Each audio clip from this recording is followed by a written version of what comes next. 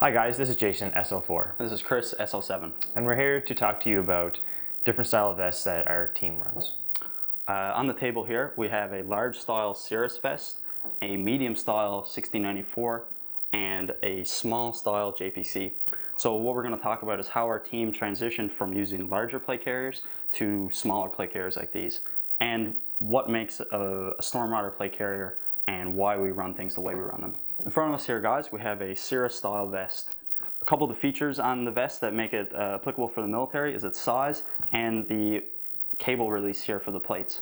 What you see in many scenarios with active duty members is that they're always carrying lots of gear. They have to carry everything. They have to carry supplies, ammunition, anything they need, medical supplies, or excess pouches. So this type of vest is very good because it has lots of MOLLE space. 4 layers of MOLLE space in which you can attach essentially anything to this vest. One of the features of this plate carrier is that it has 2 cummerbunds. It has your internal elastic cummerbund, which will keep the vest tight to your body, and it has the external cummerbund, which will complete the MOLLE rows. So this is good because you can get a tight fit internally, but sometimes it gives you a loose fit externally. And one of the cons of this vest is that it is hard to match smaller frames. So some of our players would have a very floppy feel to their vest because of this. So what we've replaced this large style Cirrus vest with is a medium style 1694 like this. Or a smaller version, the JPC. As you can see with all 3 vests next to each other, you can see the significant difference in size between the large, the medium 1694, and the smaller JPC. These vests originally came with different types of cummerbunds. One was a skeletal and one was an actual panel with MOLLE on it. What we run, or we all tend to run, is what you see here is the elastic cummerbund. There's 2 versions. There's either without pouches or with inserts. So we find the elastic cummerbund to be really excellent on a comfort level and a rigidity level. So I'm just going to toss the vest on.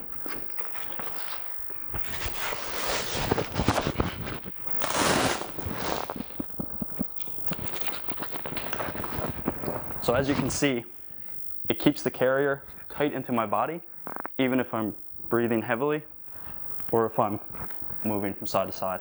Another couple of key features of having a properly sized vest is that you're able to run or mount equipment to your belt line.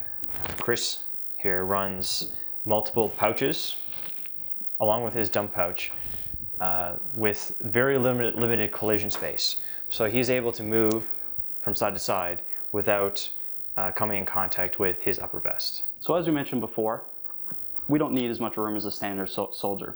So all I need is this front MOLLE panel here. If I need more storage space, I can add another pouch because our vests aren't static. They're designed to be modular, so we can set our vests up as our mission requires it. So another way to store more gear are elastic cummerbunds, or even attaching a mat pack. As you see between the 2 of our vests, Chris here is running AR mags and I'm running AK mags. I tend to switch back and forth. So the type of pouch I've decided to go with was the taco pouch, which allows me to essentially put any style or any type of size mag or even grenade in the pouch. I also run my grenade and a pistol mag on the front plate, as this is my primary workspace. So similar to Jason's rig, I have all my mags mounted forward. Unlike Jason, I use a Blue Force Gear 1010 speed and a soft insert. So this allows me to keep all my mags close to my carrier, and it allows me to have a low profile. Like Jason, I have the extra storage capacity of my elastic cummerbund and anything that I want on my belt. One of the things that you don't see is the plates that actually insert into these vests. We recommend having a very rigid plate. It allows you to mount any modular pouches or any attachments very snugly and firmly.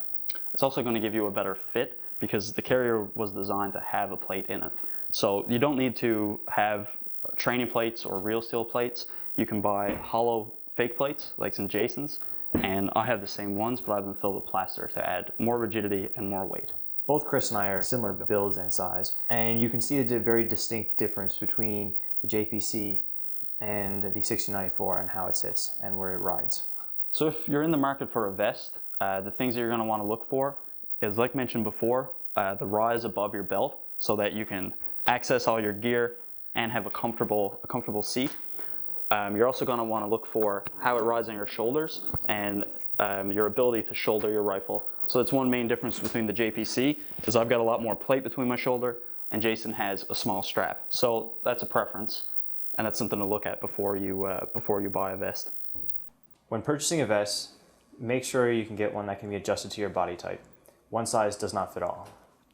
Likewise, don't be afraid to move your pouches around to find what works for you. Same goes for your carrier itself. Don't be afraid to adjust your shoulders, adjust your cummerbund, or try new options. If you have any questions or comments, please leave them below. And make sure to follow us on Facebook and Instagram. Thanks for watching.